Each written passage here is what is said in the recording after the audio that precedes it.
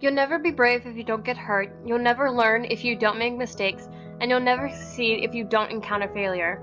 This was a quote that helped me throughout the healing process that was the unfortunate time, which was freshman year at Burns Freshman Academy.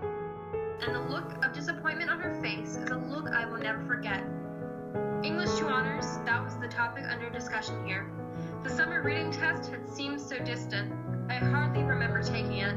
And I guess that's what the problem was. I had just found out what my kryptonite was. Bad grades. I had spent that entire summer doing what I thought was important, volleyball.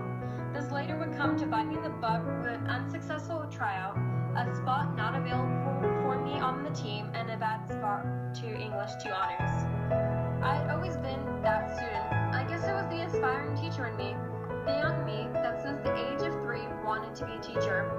It was also the older student me, the one with the solid 4.5 GPA, part of an elite group that had passed English 1 honors with a solid 100. I was ahead of the game, a freshman in a sophomore English class.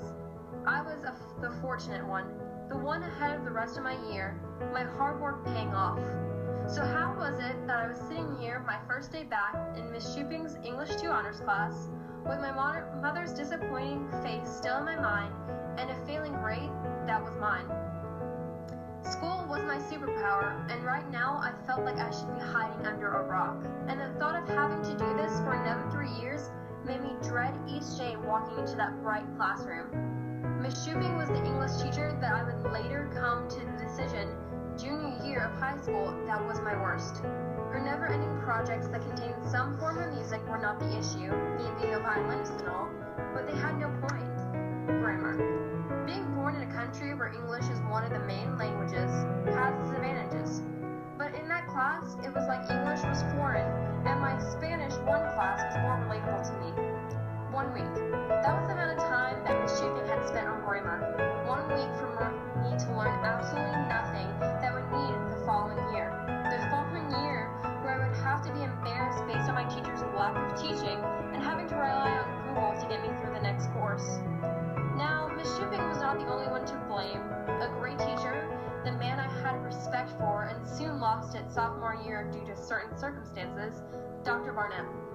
The days that we would have been learning about grammar in his class led to paper airplane contests with the snake figurine in his room and watching the river scene from Oh Brother Where Art Thou a million times, as well as everything being related to SpongeBob. Shooping, on the other hand, was the exact opposite. It was as if one bad test grade determined my future with her, and that was what she was going to base her opinion off of me of. Got back from her was another disappointment after disappointment, no matter how long I had spent on it or how many times I had my sister in college read over it. Nothing. I was simply a student that could not please her, and I had never experienced this before. She was taking my superpowers away from me, and her class was my kryptonite. Failure was something that I had learned that year. It was something that I knew I had to accept. I had to accept that not every day was going to be a good day, and that a bad test was going to happen every now and then.